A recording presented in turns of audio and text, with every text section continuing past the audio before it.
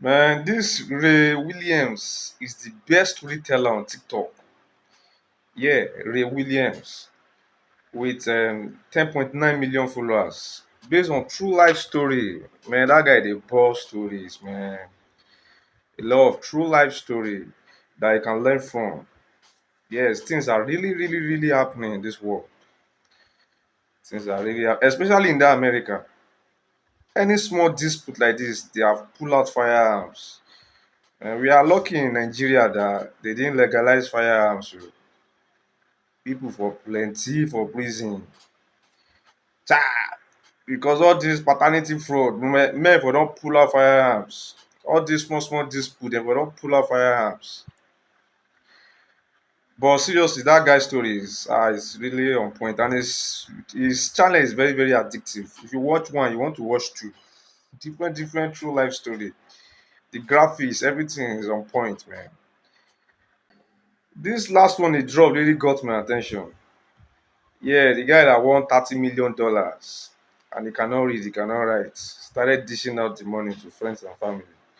Check the story out. Based on true life story, yes. Check it out. So this guy, his name's Shakespeare, and Shakespeare just won the lottery. 30 million freaking dollars. So one day, Shakespeare's at work and he's helping his coworker, this guy, this truck driver, who we'll just call Trucker. So Shakespeare and Trucker, they're out on the road and they stop at the mini mart to buy something. And Shakespeare asks Trucker to go inside and pick him up a couple of lottery tickets. And then Shakespeare gives him money for them. So Trucker goes in the store, he buys the tickets, he gives them to Shakespeare, and one of those tickets wins Shakespeare the $30 million jackpot. And he is pumped. I mean, this is going to change his life. So he gets the money, and instead of taking multiple payments, he takes the lump sum, and it ends up being about 17 million. And with that 17 million, he's able to move out of his mom's place. He buys himself some nice cars. He buys himself a house with a pool. He puts $1 million into a trust fund for his son. Things are really looking up for Shakespeare.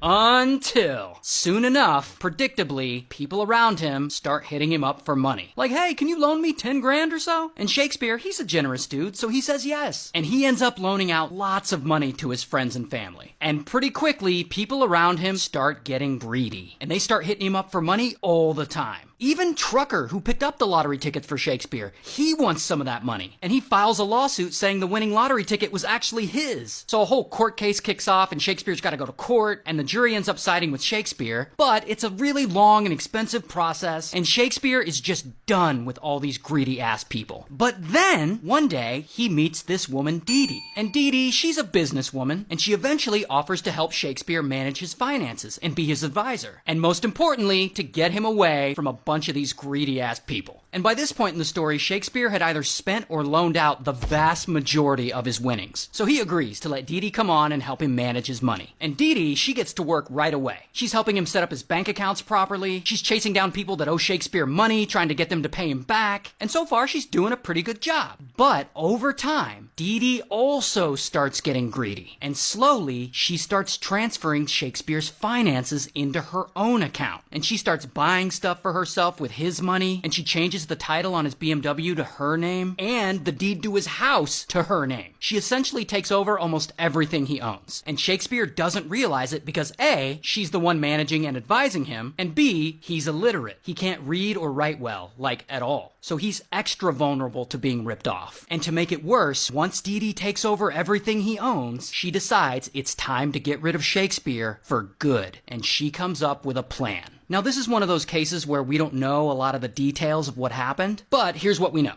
One day, Dee Dee takes a pew-pew and she goes over to Shakespeare and she sadly shoots him twice in the chest and she unalives him. Then she goes and gets her ex-husband, who he thinks he's just helping her out with some construction work. She gets him to use a backhoe and dig a giant hole in the backyard on her property. Property that she, of course, purchased using Shakespeare's money she stole. But anyway, then she gets her ex-husband to fill Last, the girl that I now got as a financial manager, it was the one that now squandered all the money and shot him dead. People they para. I think say it's only we Nigerians that are desperate for cash like that. People they para, people they vex. She shot him dead last. I'm a poor guy. Oh. If you don't chop big cash like that, just know that you are attracting loads and bunches of enemies. Enemies go full everywhere, haters. I know they'll surround you like they are your homies that they love you. In short, anybody you attract when you don't get money, just watch out, be careful. I'm telling you. Because money is the root of all evil. That proverb or adage is true, man. It's really, really, really true. Anybody you attract when you have money, shine your eye, make your eye they do like this. Because man, the mind of humans are very, very deep. You can't know what they are plotting for you. You can't know what they are planning for you. Yes, this is based on true life story. Money will attract a lot of haters, jealous ones, and envious ones. They will pretend to be loved ones. Yeah, they always say, don't mix who is there for you and who is there with you. Some people are there with you because of the cash. Then some people are just there for you. No mix those two because two of them they resemble. Die.